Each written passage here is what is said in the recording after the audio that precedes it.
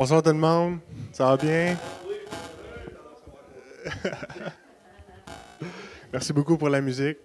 On est bénis d'avoir des bons groupes de musiciens. Amen. Merci Seigneur pour la musique. Avez-vous passé une belle journée? Amen. Moi aussi, puisque je suis en congé aujourd'hui. Yeah! Avant de commencer, j'aimerais ça juste faire un petit mot de prière pour bénir la soirée. Puis merci Seigneur parce que aujourd'hui on est encore en vie Seigneur, puis on peut te célébrer encore Seigneur. Merci Seigneur parce que tu nous as rachetés, Seigneur, de la mort à la vie. Merci Seigneur Jésus. Merci Seigneur parce que tu nous as donné le souffle de vie Seigneur. À tous les jours on peut se lever puis te bénir Seigneur, puis regarder le soleil se lever Seigneur, puis se coucher. Merci Seigneur parce que tu bénis cette soirée ce soir Seigneur, puis parle à travers ma bouche Seigneur, que ce soit toi qui parles et non moi Seigneur. Merci Seigneur parce que tu puisses toucher les cœurs des gens ce soir. Ouvre leur cœur Seigneur, puis on commande à tout ce qui n'est pas de toi de sortir d'ici maintenant. Merci Seigneur parce que tu agis en ce moment même. Amen. J'aimerais ça remercier Pasteur Poulain de me laisser la tribune ce soir. C'est un honneur pour moi de vous partager un petit message. Merci Pasteur Poulain pour ce privilège-là. C'est pas tout le monde qui laisserait le monde prêcher comme ça à sa tribune. Mais on est bénis. On a des bons pasteurs. Il faut les honorer. Puis aussi, avant de commencer, j'aimerais juste ça, honorer ma femme. Parce que demain, c'est notre anniversaire de rencontre.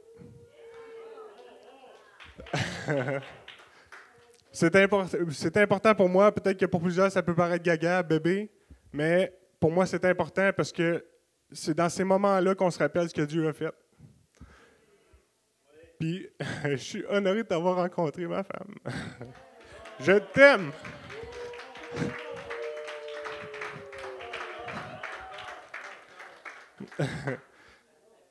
C'est important pour les hommes de dire à nos femmes qu'on les aime, parce qu'ils ont besoin de ça.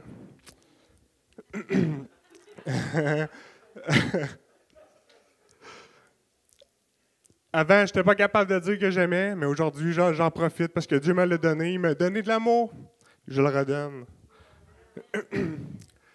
Aujourd'hui, le titre de mon message, c'est « Garde ton cœur plus que toute autre chose ». Car de lui découlent les sources de la vie. C'est important, le cœur. Le cœur, c'est le fondement de tout. Vous savez pourquoi que ça va mal dans le monde? Parce que l'homme a désobéi à Dieu, puis ça lui a mis une tâche. Puis la tâche est dans le cœur de l'homme. C'est pour ça qu'aujourd'hui, le monde a de la difficulté parce qu'ils sont séparés de Dieu, puis ils vivent avec la tâche. La tâche, c'est le péché. Le monde est sous l'emprise du diable. Le diable, c'est le péché.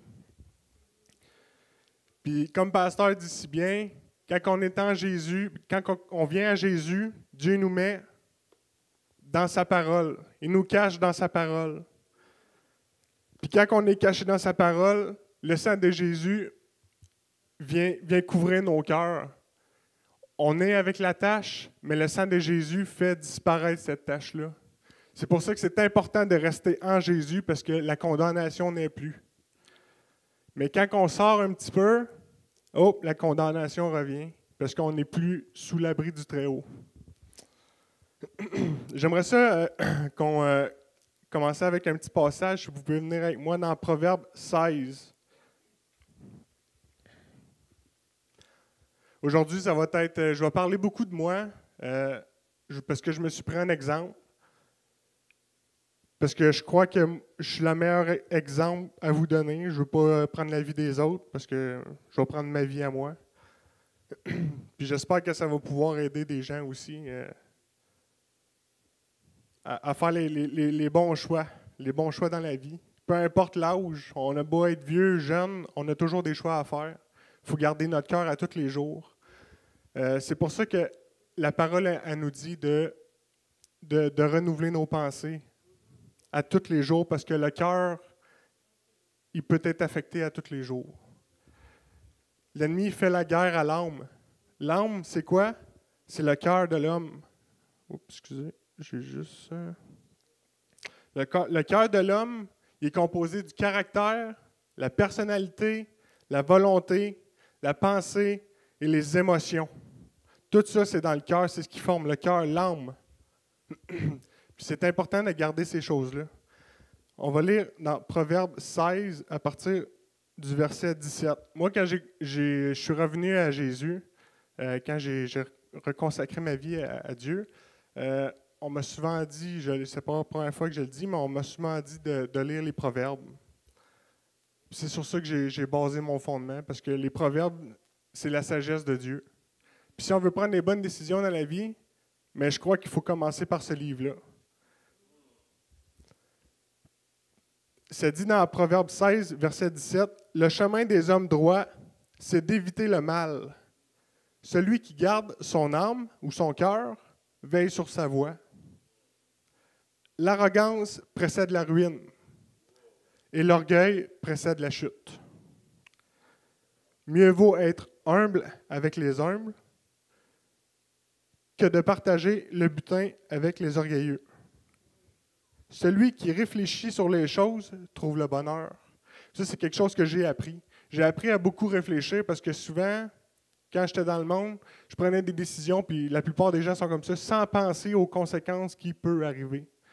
À cette heure, on est en Dieu, on va demander conseil à Dieu avant de faire les choses. Puis je pense qu'il faut s'arrêter des fois aussi avant d'agir. Ça dit, verset 20, « Et celui qui se confie en l'Éternel est heureux. » Parce que Dieu, il connaît tout, il sait tout déjà d'avance. « Celui qui est sage de cœur est appelé intelligent. Et la douceur des lèvres augmente le savoir. La sagesse est une source de vie pour celui qui la possède. Et le châtiment des insensés, c'est leur folie. Celui qui est sage de cœur manifeste la sagesse par sa bouche, et l'accroissement de son savoir paraît sur les lèvres. Les paroles agréables sont un rayon de miel, douces pour l'âme et salutaires pour le corps. Telle une voix paraît droite à un homme, mais son issue, c'est la voie de la mort. On va s'arrêter là.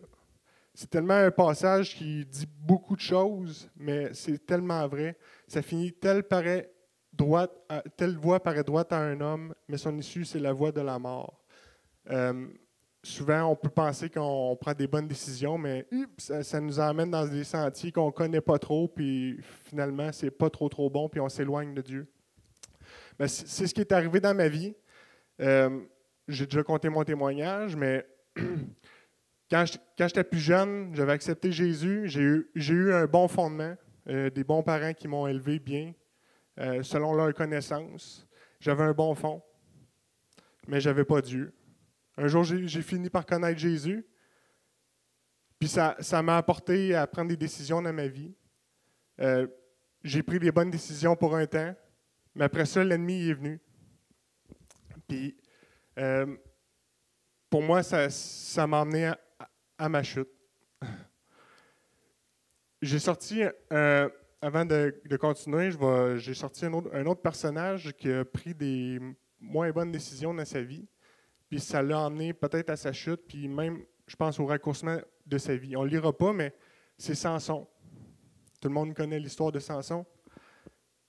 Il était consacré dès le ventre de sa mère pour servir Dieu. Il était consacré aussi de sa jeunesse. Il ne fallait pas qu'il se coupe les cheveux parce que c'est ce qui lui donnait la force, puis c'est une façon de te consacrer aussi à Dieu. Il a obéi à Dieu jusqu'à un certain point, mais il y a quelque chose qui est arrivé. L'ennemi a semé quelque chose. Il y a une femme qui est arrivée, puis c'était pas bon pour lui. Ça l'a fait dévier de sa voie. Et puis, il ne fallait pas qu'il dise c'était quoi qui lui donnait de la force, parce que les Philistins, là je compte l'histoire rapidement, là, mais les Philistins, ils voulaient le capturer puis le mettre en esclave. Et puis, finalement, la femme, elle l'a tellement séduit qu'il a fini par dire c'était quoi son secret, puis les Philistins l'ont capturé. Il est devenu esclave. Esclave parce qu'il a dévié. Il était consacré à Dieu, mais il a fait des mauvais choix, ça l'a fait dévier, donc il est devenu esclave. Quand on s'en va de la voie de Dieu, quand on s'éloigne de Dieu, on devient esclave de quelque chose, peu importe c'est quoi. Puis souvent, c'est sans s'en rendre compte parce que, comme Samson, c'est une femme, mais la femme, pour le séduire, puisque ça devait être une belle femme ou je ne sais pas quoi, mais ça l'a séduit, puis Satan, c'est comme ça qu'il va utiliser les choses. Il va amener quelque chose qui paraît beau, mais quand dedans, c'est plein de rapines. C'est toujours beau au début, mais après ça peut finir mal comme Samson, mais sans s'en rendre compte, ses cheveux ont recommencé à pousser, il était devenu esclave, moulait les grains. Ça ne doit pas être drôle, pareil, finir sa vie comme ça, là, puis avec les yeux crevés en plus. Mais à un moment donné, ils l'ont attaché après 2 colonnes, puis je pense que sa vie elle a été raccourcie en plus. Parce que je pense que sa vie, c'était pas la volonté pour sa vie. Puis ça l'a mis un terme à ses jours parce que il a défait il a tué des Philistins cette journée-là, mais je crois pas que c'était ça qui était prévu pour sa vie à lui, mais ça l'a emmené à ça. Moi, les choix que j'ai pris dans ma vie, ben ça n'a pas tout le temps bien été. Moi, ça a été la drogue. C'était tout le temps beau au début, les amis, puis tout ça. Quand on est jeune, on veut être populaire, puis tout ça. Puis qu'est-ce qu'on présente aujourd'hui aux jeunes, à nos jeunes? Ben, c'est ça aussi dans les écoles, la mode, le ci, le ça. Mais ça se peut fort bien que tu retrouves peut-être ta fille à Montréal, c'est la rue Sainte-Catherine à un moment donné. C'est comme ça aujourd'hui, ça ne date pas d'hier, ça fait des années que c'est comme ça. C'est pour ça qu'il faut garder son cœur. Parce que la voix de Dieu, il n'y en a rien qu'une. Il n'y en a rien qu'une qui est bonne, c'est Jésus. Puis vous voyez la tâche qu'on a sur le cœur, mais Dieu il a tout essayé. Il a tout essayé. Il a détruit la terre par l'eau. Il a exterminé des peuples en entier, mais le problème, c'est vraiment le cœur de l'homme. C'est pour ça que Jésus il est mort sur la croix. Il dit qu'il il va nous donner un cœur nouveau. Puis quand je faisais mon enseignement, ben je préparais, j'étais dans ma chambre de prière, puis je pensais à tout ça, puis souvent, j'aime ça penser à ça parce que je peux remercier Dieu pour ce qu'il a fait. Puis, je dis pas qu'il y en avait des pires que moi, mais ma situation, moi, je trouve que, wow, Dieu, il a fait beaucoup de choses avec moi. Quand je pensais à mon enseignement, c'est ça. Dieu, de où ce qu'il m'a pris, mon cœur, comment il était, wow, il a fait beaucoup de travail avec moi parce que, comme j'ai dit tantôt, je n'étais pas capable de dire je t'aime à cause que j'avais un bon fond, mais il y avait tellement de par-dessus, de couches mauvaises que la vie m'a apporté, que j'étais incapable d'aimer, j'étais incapable de pardonner. Jésus dit sans moi, vous ne pouvez rien faire. Ben, c'est vrai, on ne peut rien faire. On pense qu'on a tout, mais on n'a rien. Puis, quand je pensais à mon enseignement, c'est ça, ben, ça m'a apporté à ça. Garder son cœur, puis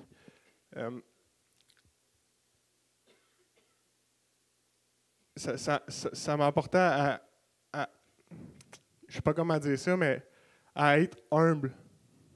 L'humilité. Parce que souvent, je regarde les gens aller. Moi, je suis une personne qui analyse beaucoup les gens. Puis, des fois, je viens de cœur gros parce que je suis parti de loin, puis je vois des gens, même dans le monde chrétien, qui ont un cœur encore dur. Un cœur dur, puis envers les autres. Des fois, ce qu'on dit, les paroles, des fois, c'est blessant. Puis, j'aimerais ça, tu sais, des fois que, wow, Seigneur, partager tout ça, tu sais. Parce que Dieu a mis de la compassion pour moi dans mon cœur, tu sais. Puis, ça dit, dans Jean 13, verset 13 à 14, ça dit, nous sommes tous serviteurs les uns des autres. Comme Christ est venu sur la terre, non pour être servi, mais pour servir les autres. Puis que ce soit des chrétiens ou non chrétiens, mais on est appelé à servir. Puis des fois, on vient orgueilleux. Oh non, moi moi j'ai tout, je veux garder tout ça pour moi, mais non, il faut être humble. Comme Jésus a été, nous devons être. parce que c'est l'exemple. On va y aller. Jean 13.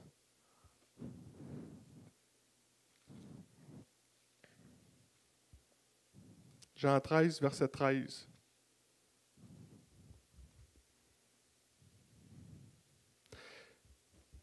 Imaginez le maître, Jésus, qui est là et qui lave les pieds à ses disciples. C'est Dieu. Dieu qui est en train de laver les pieds à ses disciples. Excusez, je suis ému, là, mais quand je pense à ça, là, wow! On a du progrès à faire. Ça dit, ça commence au verset 13, « Vous m'appelez Maître et Seigneur, et vous dites bien, car je le suis. Si donc je vous ai lavé les pieds, moi, le Seigneur et le Maître, vous devez aussi vous laver les pieds les uns les autres. Car je vous ai donné un exemple, afin que vous fassiez comme je vous ai fait. Afin que vous fassiez comme je vous ai fait. » Puis, des fois, ça dit qu'on est la lumière du monde. Puis quand on est en public, c'est là qu'on doit briller, parce que les gens nous observent. Le témoignage qu'on a, c'est important, il faut le garder. Parce que ça ne prend pas grand-chose pour salir un témoignage. Puis, juste, il m'est arrivé une petite affaire au travail. C'est là que je vois comment que Dieu a changé ma vie, a transformé mon cœur, parce qu'avant, ça ne serait peut-être pas passé comme ça. Au travail, dernièrement, des choses se sont passées. Le chef de chantier qui était là, il a commencé à me crier après parce qu'il s'est passé des affaires. Mais quand je me suis reviré de bord, que ça aurait été chef de chantier ou non, avant, ça n'aurait pas passé. Il ne m'aurait pas laissé parler comme ça. C'est venu me chercher en dedans de moi parce que vous savez, Satan il connaît toutes nos faiblesses. Puis c'est sûr qu'il va venir piquer pour qu'on flanche. Mais il faut savoir s'arrêter puis se parler. Ça, j'ai appris à m'arrêter puis à me parler. Parce que Jacques, il dit, de la bouche, on bénit, puis de la bouche, on maudit. Puis nous, on dit qu'on est des enfants de Dieu. On est de témoignage. Souvent, Satan il va dire, puis après ça, si je m'aurais fâché après cette personne-là, Satan il serait venu dire, regarde qu'est-ce que tu as fait. La condamnation. C'est pas bon. On ne veut pas de ça. Parce que Jésus nous a libérés de la condamnation. C'est ça, veiller sur son cœur, garder son cœur.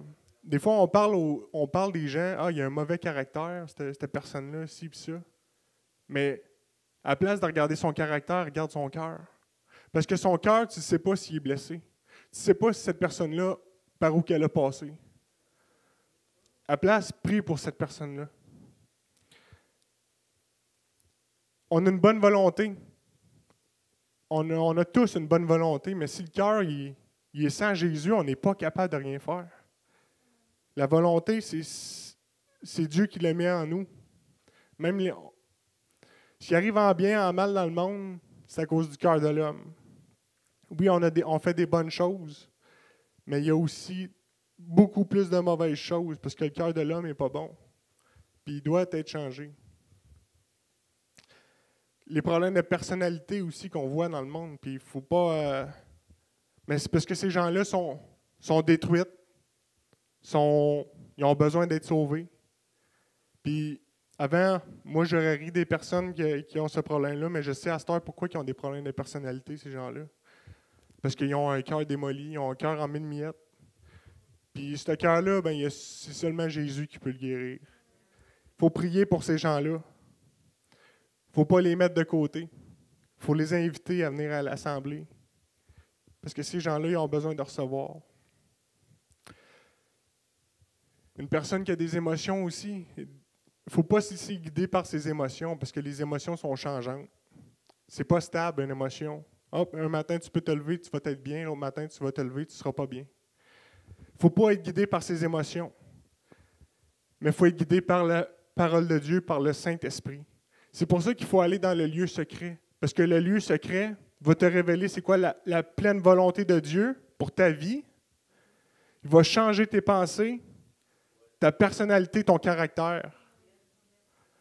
Parce que moi, le caractère que j'avais avant, là, c'est pas le caractère que j'ai aujourd'hui. Oui, je suis une personne, j'ai des émotions, mais mon caractère a été changé. Je suis une personne violente avant, je suis une personne vulgaire avant. Bien, aujourd'hui, je ne suis plus comme ça. Dieu m'a changé. Mon caractère a changé. Les personnes qui disent qu'un caractère, ça ne change pas, c'est faux. Parce que quand tu es dans le monde puis quand tu viens dans le royaume de Dieu, tout est différent. Tout doit changer. Si tu n'es pas patient avec les autres, prie sur ça, parce que c'est un fruit de l'esprit, puis Dieu va te donner de la patience. Peu importe si la personne au magasin, tu ne sais même pas c'est quoi sa journée, tu ne sais pas qu'est-ce qu'elle a vécu. Cette personne-là a besoin d'entendre. Ce qui m'a fait emporter ce message-là, c'est dans Matthieu 5. Matthieu 5, à partir du verset 38. Est-ce que vous êtes bénis? Moi aussi, je suis béni.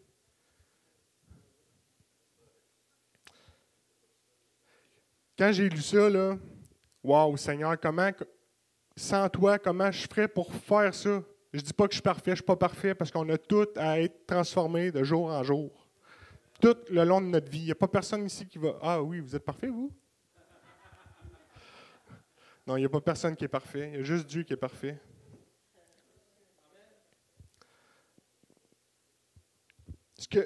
Puis quand que je lis ces passages-là, là, moi, là, je m'imagine tellement assis sur la montagne avec Jésus qui me parle. Moi, quand je lis, je ne sais pas si vous êtes comme ça, mais moi, je suis comme ça, puis j'aimerais ça, là, vivre ça. Là.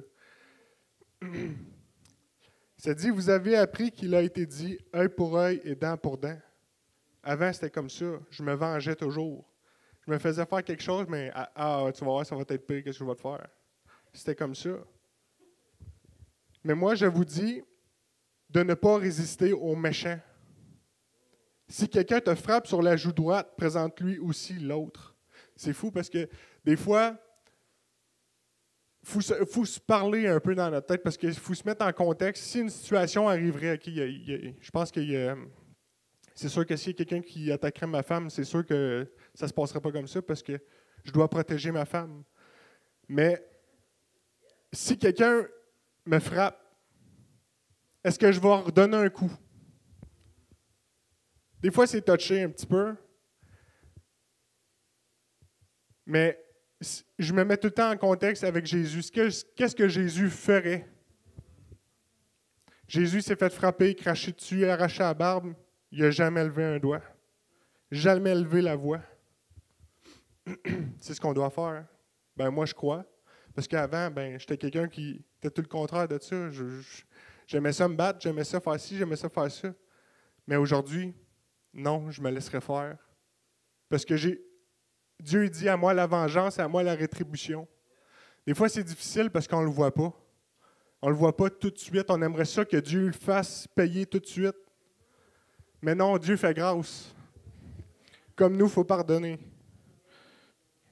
Si quelqu'un veut plaider contre toi et prendre ta tunique, laisse-lui encore ton manteau. Si quelqu'un te force à faire 1 000, fais-en 2 avec lui. Donne à celui qui te demande et ne te détourne pas de celui qui veut emprunter de toi. Vous avez appris qu'il a été dit, tu aimeras ton prochain et tu haïras ton ennemi. Mais moi, je vous dis, aimez vos ennemis, bénissez ceux qui vous maudissent et faites du bien à ceux qui vous haïssent. Et priez pour ceux qui vous maltraitent. C'est comme Jésus, il tape tout le temps sur la tête, on dirait, là, oh, Seigneur, tu m'en demandes trop. Là. Et qui vous persécute. Persécute. Ça veut dire que oui, on va être persécuté pour le bien qu'on fait. Des fois, le monde dans la société vont dire, mais pourquoi tu ne fais pas ça de bord? Pourquoi tu ne réagis pas? Voyons, il t'a dit ça. Non, parce que je suis amour comme le Père est amour. C'est sûr que vous allez vous faire persécuter pour ça, mais vous allez vous réjouir. Afin que vous soyez fils de votre Père qui est dans les cieux, car il fait lever son soleil sur les méchants et sur les bons. Dieu fait grâce. Il fait pleuvoir sur les justes et sur les injustes. Si vous aimez ceux qui vous aiment, quelle récompense méritez-vous? Les publicains aussi, n'agissent-ils pas de même? C'est vrai pareil, hein? Souvent on est séparés, je ne l'aime pas, je ne m'en vais pas avec, mais il faut aller voir les gens. Jésus, il ferait pareil, il irait voir les gens. Je ne vous dis pas d'aller au bar puis aller aimer les gens au bar parce que ce n'est pas la place à se tenir. Mais attendez-les à la porte. C'est comme... on vit dans une société qui est comme virée à l'envers, mais le monde ne se respecte plus. C'est comme cet été, on voulait aller se baigner dans où on peut se baigner dans les aquaclubs, là, au zoo, tout ça, mais avec les costumes de bain, je ne sais pas si vous avez vu les filles. À cette heure, les filles ont quasiment plus de costumes de bain. Là, c'est rendu des cordes, là, fait que... mais c'est... mais c'est pas la place à aller. Moi quand j'ai dit quand ma femme m'a demandé pour aller là, j'ai dit non. Je vais pas là parce que je garde mon cœur. Je garde mon cœur. Un chrétien ne devrait pas aller là. C'est plate, c'est des sacrifices à faire, mais on honore Dieu quand on fait ça. Puis j'honore ma femme aussi. Soyez donc parfaits, verset 48. Soyez donc parfaits comme votre Père céleste est parfait. C'est difficile, mais ce ne serait pas difficile si on irait dans la présence de Dieu et qu'on laisserait ça couler. Si on ne se ferait pas laisser entrer des choses dans notre tête, ce serait facile. Parce qu'il faut veiller sur notre cœur. Beaucoup de gens, ils ont abandonné la foi parce qu'ils n'ont pas veillé sur leur cœur. Comme moi, j'ai abandonné parce que je n'ai pas veillé sur mon cœur. Mon peuple périt faute de connaissance. Mais Dieu, c'est un gentleman, il ne te forcera jamais. Mais il va te tendre la main, par exemple. Il ne t'obligera jamais à quoi que ce soit. Jamais, jamais. Il te laisse libre. Tu es libre de faire ce que tu veux. Mais moi, j'ai choisi Jésus. J'ai choisi le bon côté. Même si je ne suis pas parfait, mais je reste en Jésus. Parce que c'est les promesses. Puis par Jésus, aujourd'hui, je suis capable d'aimer. J'ai compassion quand je vois quelqu'un dehors qui a besoin. Hein. Je viens de cœur gros, puis j'aime ça bénir les autres. Je donnerais tout pour les autres. C'est ce que Dieu a fait en moi. Quand j'ai redonné ma vie à Jésus, j'ai aussi donné mon cœur. Il a commencé à changer, à enlever des couches. Quand j'ai voulu apprendre de tout mon cœur, Dieu a commencé à changer. Quand j'ai voulu chercher, j'avais soif. Aujourd'hui, le monde, ils n'ont pas soif parce qu'ils entendent tout d'un bord et de l'autre, mais celui qui cherche trouve. Il faut chercher. Il faut que tu aies soif. Il faut que tu te forces. Parce que Dieu ne te forcera pas à rien. Si tu restes assis, mais tu vas avoir ce que tu vas avoir. Mais moi, j'ai eu une soif de chercher qui était Dieu. Même encore aujourd'hui, ma Bible, là, je la chéris tellement. Là, pour moi, c'est tellement précieux. Là. Quand je m'en vais le matin, je ne suis pas capable. Si je n'ai pas lu ma Bible, je ne suis pas bien de la journée. Parce que je n'ai pas mangé. J'ai rien à apporter quand je ne lis pas ma Bible. Pour moi, c'est ça. C'est ce qui a fait la différence dans ma vie. C'est ce qui a transformé ma vie. C'est Jésus. À travers sa parole. Moi, c'est comme ça qu'il m'a transformé. Pour plusieurs, ça peut être de différentes manières. Dieu a averti Caïn, l'histoire avec Caïn et Abel. Vous connaissez un peu cette histoire-là. Abel et Caïn ont fait des sacrifices à Dieu, mais Dieu a approuvé plus le sacrifice d'Abel, puisque c'était le cœur que Dieu regardait. Puis Caïn, ben, il s'est mis en colère contre son frère, il a tué Abel. Mais juste avant de faire ça, Dieu a sondé le cœur de Caïn. Genèse 4, verset 7, ça dit, Dieu dit à Caïn, « Certainement, si tu agis bien, tu relèveras ton visage, et si tu agis mal, le péché se couche à ta porte, et ses désirs se portent vers toi. Mais toi, domine sur lui. » Comme Jésus nous a dit, vous avez l'autorité de marcher sur les serpents et scorpions. Toute la puissance de l'ennemi, rien ne va pouvoir vous nuire. C'est pareil pour ça. Tout ce que l'ennemi il peut te mettre devant ta route pour te tenter, non, résiste, domine sur le péché, sors de là, puis reste à l'abri du Très-Haut. Dieu va te garder du mal. C'est sûr que tu vas être persécuté, que Satan va essayer de t'amener toutes sortes d'affaires. Mais si tu restes en Jésus, il ne pourra pas te toucher. Il faut faire confiance à Dieu aussi. Si tu n'as pas confiance à Dieu, c'est sûr que tu vas avoir de la difficulté. La semence qui est en toi, qui est dans ton cœur, il faut qu'elle passe à un autre niveau. Si tu veux que Dieu t'utilise, ben, ton cœur, il faut qu'il soit changé. Parce que si tu es comme avant, j'étais un homme de colère, mais je n'aurais pas pu parler avec des gens parce que j'étais un homme de colère avant. J'aurais pas eu cette affinité-là. Mais Dieu m'a transformé. Aujourd'hui, j'ai un cœur sensible pour ça. La désobéissance à Dieu aussi emmène un cœur insensible. Si tu désobéis toujours, mais tu finis de ne plus entendre la voix de Dieu.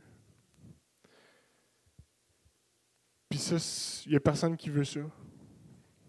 Il n'y a personne qui veut ça parce que pas entendre la voix de Dieu, tu n'as pas de direction, tu ne sais pas où aller.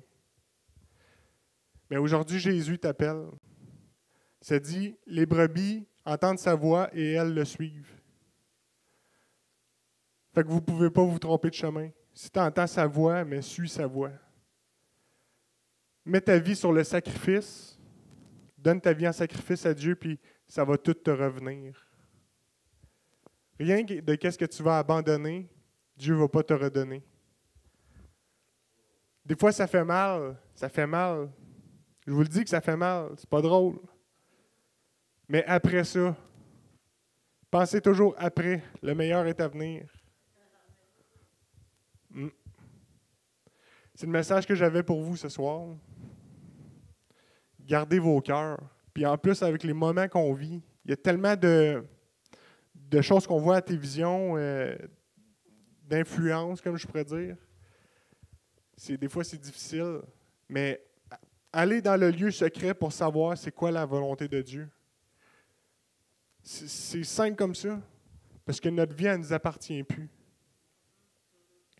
Puis, juste une mauvaise décision, des fois, peut vous emmener loin de Dieu.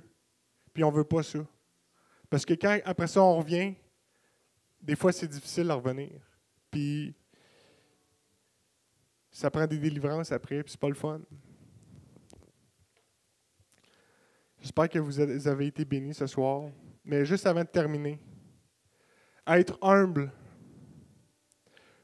ça a des récompenses. Venez avec moi dans Matthieu. Matthieu 5, à partir du verset 1. Il y a 8 promesses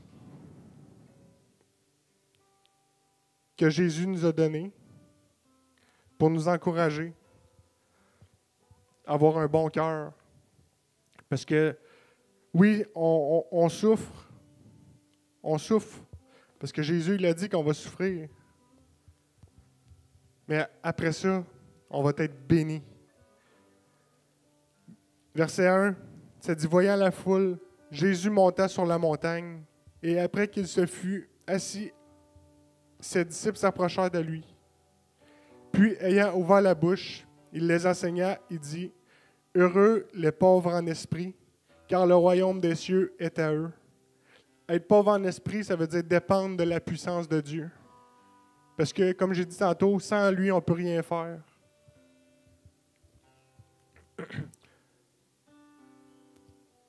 Verset 3, verset 4.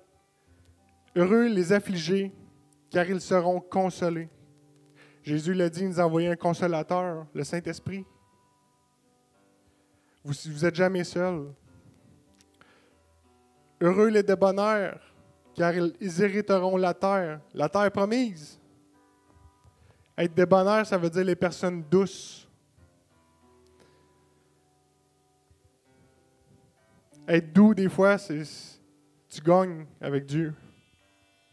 La récompense va être grande. Heureux ceux qui ont faim et soif de la justice, car ils seront rassasiés. Heureux les miséricordieux, car ils obtiendront miséricorde. Miséricorde, c'est compassion pour les autres. Qu'ils soient chrétiens ou non, tu dois avoir la compassion pour les autres, parce que les autres, c'est ton prochain. Ça dit, aime ton prochain comme toi-même. Heureux ceux qui ont le cœur pur, car ils verront Dieu. Heureux ceux qui procurent la paix, car ils seront appelés fils de Dieu. Nous sommes des enfants de paix. Heureux ceux qui sont persécutés pour la justice, car le royaume des cieux est à eux. C'est normal d'être persécuté. C'est normal de souffrir, parce que Jésus aussi a souffert. Mais Dieu va vous bénir. Heureux serez-vous lorsqu'on vous outragera, qu'on vous persécutera et qu'on dira faussement de vous toutes sortes de mal à cause de moi. C'est ce qu'on vit aujourd'hui, l'Église. On dit toutes sortes de faussetés, mais on est bénis. Réjouissez-vous et soyez dans l'allégresse, parce que votre récompense sera grande dans les cieux. Car c'est ainsi qu'on a persécuté les prophètes qui ont été avant vous. Amen. C'est toujours bon de se remémorer les promesses que Dieu a pour nous. Parce qu'on ne fait pas ça en vain. Parce qu'on travaille pour la vie présente et la vie à venir aussi. Imaginez la grosse maison que vous allez avoir. On va tous se rassembler et on va tous souper ensemble. Amen. Soyez bénis. Passez une belle soirée.